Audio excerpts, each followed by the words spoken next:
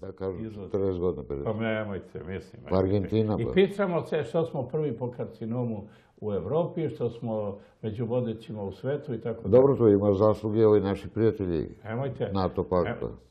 Ja vam iskreno kažem, ekipa oko Vučića nije zrela da vodi mesnu zajednicu, kamoli državu. Ali narod to ne vidi. Oni imaju jednu lepu priču, jednu lepu glubu.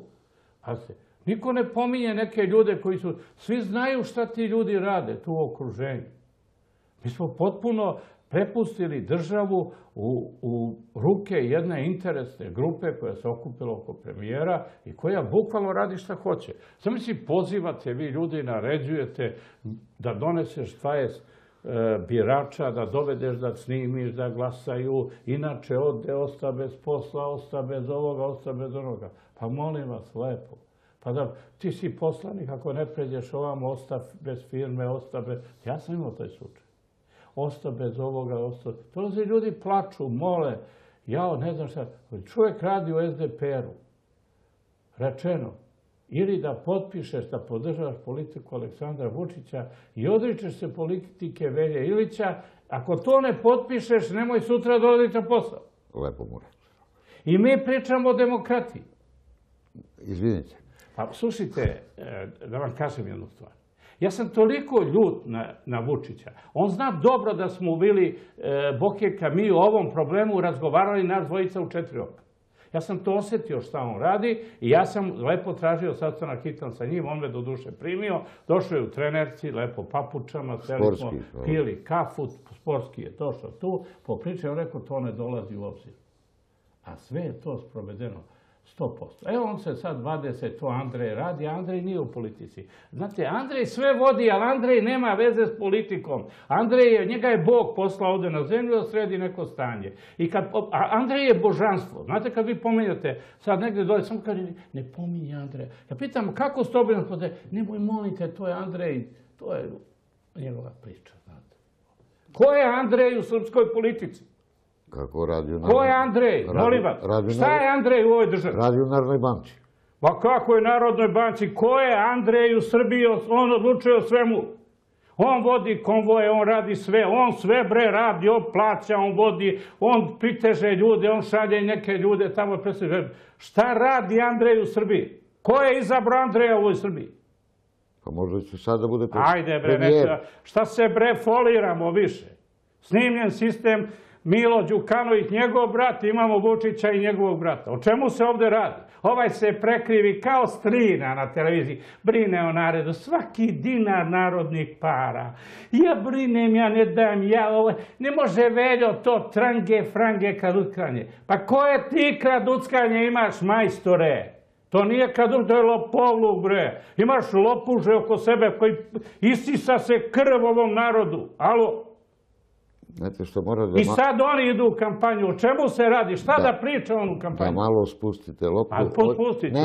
Nerviram se. Kaže, ovo me tema nervira. Očito ne čitate Informer, Srpski telegraf. Nemoj da mi pominjete. I ne gledate Pink. Nemoj da mi pominjete onoga iz Informera. Ja kad ga vidim, povraća mi se. Shvatite, ja ne mogu da gledam televizor kad vidim onog žvalavog nesrećnika, ne znam ni kako se zove. Pa da li je, ja da sam premijer i da onakva slina mene brani, ja bi mu rekao, bre, sram te bilo, beži od mene 100 metara da ja stanem da nisi prišao. Ona iz Informera, nesrećnik, on jedan ide, svaka emisija on je nešto, on zna sve šta se događa. Dobro, mi smo dugo u političkom životu na neki... On novinar. Ne, hoću da vam kažem, je li bilo nekad gore u medijima nego sad?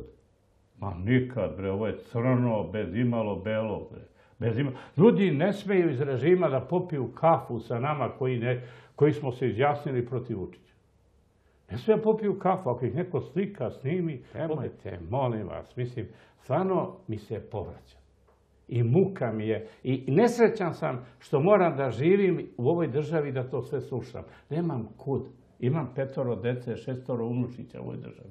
I zato se i borim. Ja se 20 godina borim za sve ovo. I stalno su me napadali i optuživali zato što nisam skretao s ovog pravca. Ja sam bio privatnik za vreme Tita. i zaradio nekih para i napravio nešto i stvorio. I mnogi me sad pitaju šta će ti politika, što ti je to trebalo sada, opusti se malo, živi normalno, ali ne mogu. Ne mogu jer nisam došao do onog cilja. Ja sam vodio 5. oktobar, najčestitije, najdobronamernije. Bio sam spreman da poginem tog dana. Za neku pravdu, za poštenje, za demokratiju. Dobro ste rekli 5. oktobar. Jel bi sad učestvovali u 5. oktobru? Danas? Ali bi sad završio posao do kraja. Ne bi mi ovi što sad rade. Ovo je Šešeljeva škola na vlasti.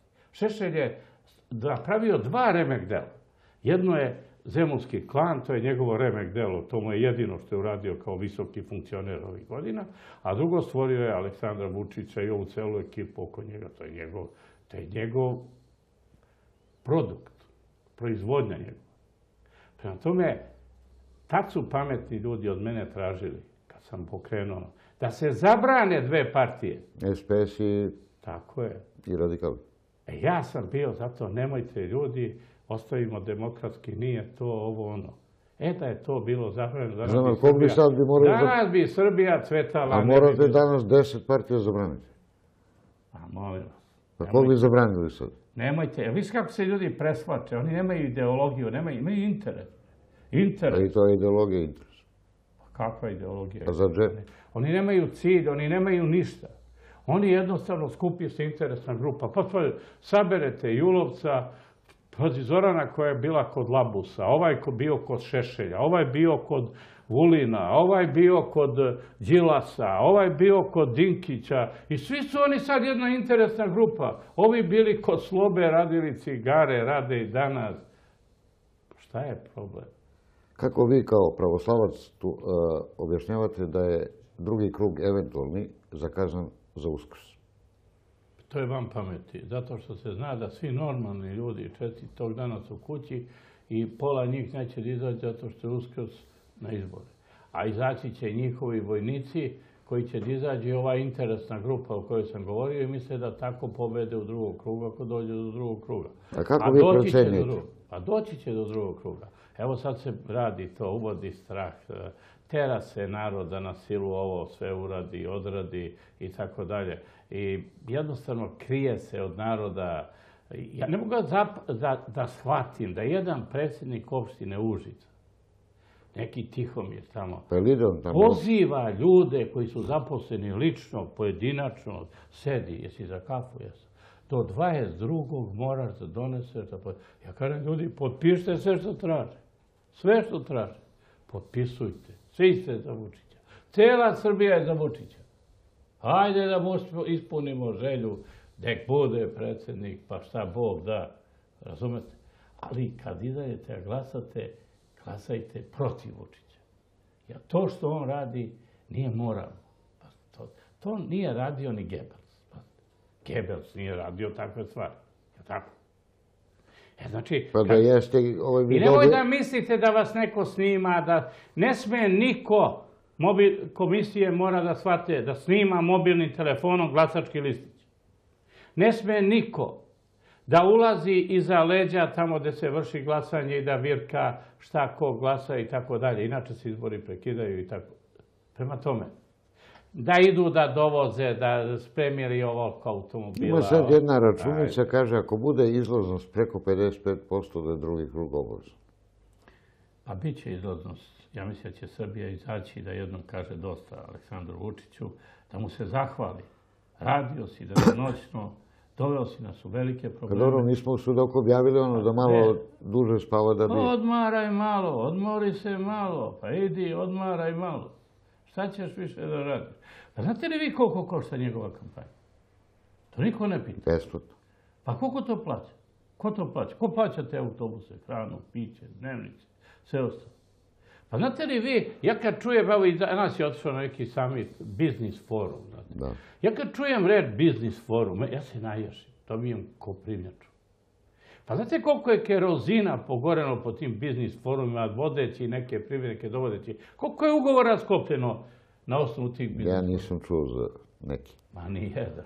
Nemojte pričati. Vode ove jedne privrednike mora da idu, putuju, tobože odu. Dobro, vi kao iskusan političar, da vas pitamo, Ja smatram da su uslovi za predsjedničku ovu kampanju potpuno neravnopravni.